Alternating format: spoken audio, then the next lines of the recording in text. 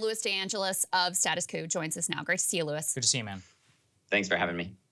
So I understand you have some new reporting about the water tests which were conducted and which were used as the basis for telling residents it's all good, you can drink the water, there's going to be no problems. Tell us what you've learned. Yeah, absolutely. So in, reporting from several other folks as well, up until this point, I actually ran into the governor the other day, asked him a couple tough questions that he was not necessarily excited to have asked, and did his best to dodge them. Basically, the tests that have been done initially up until basically the last 48 hours were all from contractors hired by either Norfolk Southern or contractors hired by the EPA. These two contractors are companies called Tetra Tech and CTEH. Both of these companies have histories of mishandling results and information. They've, in some cases, falsifying test results. These companies were being used. One of them was during the Deepwater Horizon incident. I don't know if you remember back in 2010. Yeah. The New York Times reported on that one. And the other one, let me pull it up here just because I want to make sure I have it all accurate for you all. The other incident as well was from the Hunters Point Naval Shipyard in San Francisco. So both of these companies are giving residents more reason to question the results and the answers that their government officials are giving them, or frankly, more realistically not giving them. So with that information, up until 48 hours ago, again, these tests are being provided by these two companies, one of them being hired directly by the railroad, which has no incentive here to necessarily put out the accurate information, right? These guys are trying to cover their butts in a lot of this stuff. And it gets a little bit worse because as we looked into this, I've been on the ground talking with residents since over the last weekend, establishing trust with these folks and actually giving them the time of day to talk to them and build trust. And the children of one of the parents that I've established a good relationship with asked if he could do an interview. Some of his friends wanted to as well. We got permission to do this interview with the children. And one of the kids mentioned that the water fountains in their school, so not the part that you can go down and get a sip from, but the part that you can fill up your water bottle in, is actually open to use inside of their school.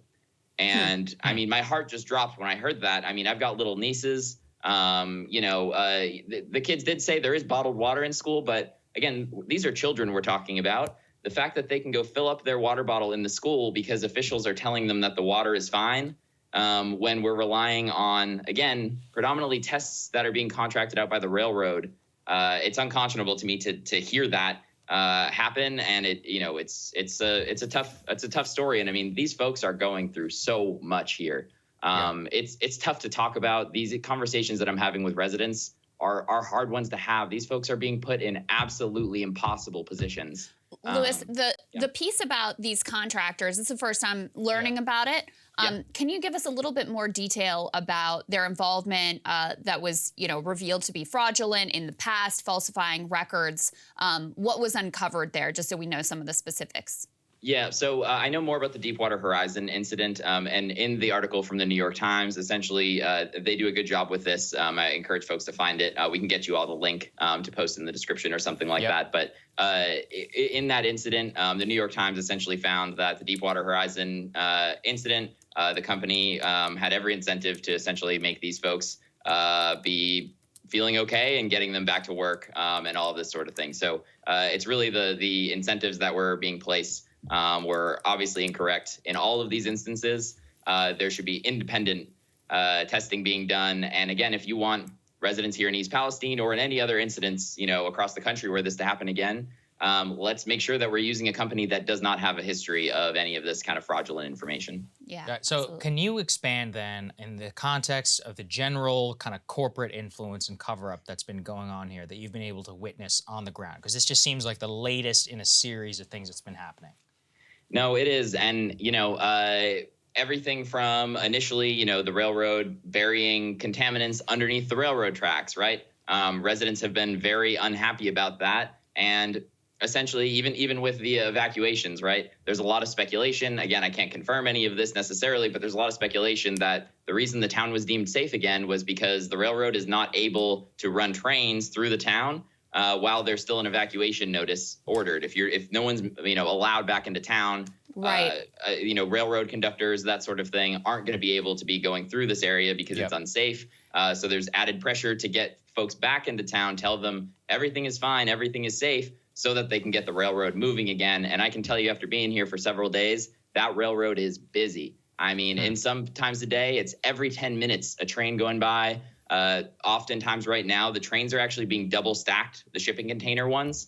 Residents tell me that was not the case beforehand, that it was mostly single stacked, and they're trying to catch up on the railroad being closed from before with these double stacked trains, which I don't need to tell you this, the double stacked trains are going to be heavier than single tracked ones.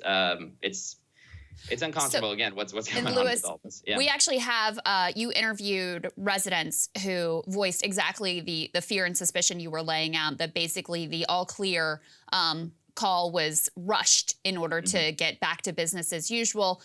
Guys, this is the second SOT that we have. I believe it's labeled as C5 control room. Let's go ahead and take a listen to that. They had that thing cleaned up and the train running through within 48 hours. They laid those tracks right over top of that, and there is no way that they hauled any of it out. They laid it right over top. And, the fire department, when this initially happened, it's a fire. They're trying to put it out. They're spraying it with water. Where'd that water go? It's right in the ground, in the soil, and they laid those railroad tracks over it. People, and the thing is, they weren't allowed to run the train through an evacuated area. So as soon as them train tracks were done, the evacuations lifted. People that came home the night we didn't come home till the next morning, but there were people that came home that night. They had videos. They had to wait on the train because the train was already up and running before they could get back in their houses. Now, is that a coincidence that they weren't allowed to run through an evacuated area and all of a sudden the train's ready to go and the evacuation was lifted? I think not. So residents very fearful that their health and safety was put at risk in order to make sure that the rail companies could get back to operating at maximum capacity and get back to making the profit margins they're used to. Absolutely. And I mean, again, Stella and Darren there, I talked to them for 45 minutes. They've got foster children, young kids, some of them with pre-existing conditions. And, that house that we were interviewing them in there, that's been in their family for 100 years. Wow. This is, they're like, what are we going to pass on to our kids? Our house is worth nothing now. That's a major concern from a lot of folks in town is, there's folks who are looking to retire. They want to sell their house.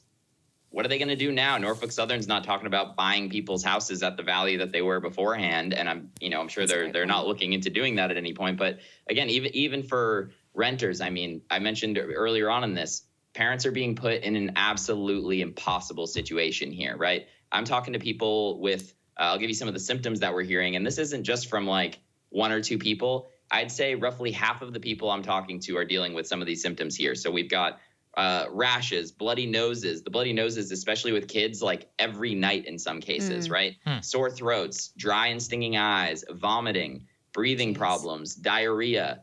And again, some of this stuff is hard to necessarily show on camera, but I can tell you from being invited into many of these people's homes, going into some of the businesses here, these people are not BSing you into trying to believe this sort of thing. It's frustrating to see, folks online saying, folks are looking for a handout. These people are in the most impossible situation ever. You walk into some of these places and you can feel it in your eyes. You can smell it. It's an absolute shame that this is going on. And as a result of this, to talk a little bit more about some of the, corruption, gaslighting, whatever you want to call it going on here, the state of Ohio set up a clinic in the town for folks to go to. I asked Governor DeWine, I was like, I talked to all of these people on this street last night. We ran into him on the street because a local resident tipped me off that he was there. I was like, I talked to all these folks on this street. They're experiencing all of these symptoms that I just listed off for you. Where should they go? He goes, they should go to the clinic that the state of Ohio has set up. So we went to the Ohio state, the clinic that they set up in town. And this clinic isn't even providing actual medical services here, right? The clinic is essentially providing folks to talk to, right? So you go, you can talk to an expert, I guess, and then they'll refer you to go to your doctor. Hopefully you've got health insurance. Hopefully you have a plan that doesn't have a high deductible, or else you're on the hook for emergency room bills. That's unbelievable. And That's one more point unbelievable. on this, if I can make it. Yeah. Go ahead. A lot of the other, local journalists in town, and obviously there's exceptions to the rule, and even some of the national media, we were there reporting from in front of the medical center, and they're out there essentially reading the press release saying, this medical clinic is now open. Members of the public should come here for services and whatnot. Meanwhile, I've got residents texting me saying, this is ridiculous. This is a slap there's in no the real face. services here.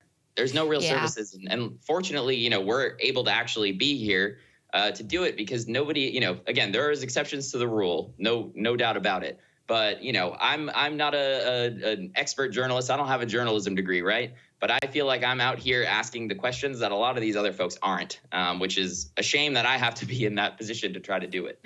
Well, we find ourselves in that position sometimes. We're very happy to help support your work down there. So we appreciate you being there. And let us know, continue if you ever need any more resources or anything. Yeah. Thanks, Absolutely. Louis. Great to have you.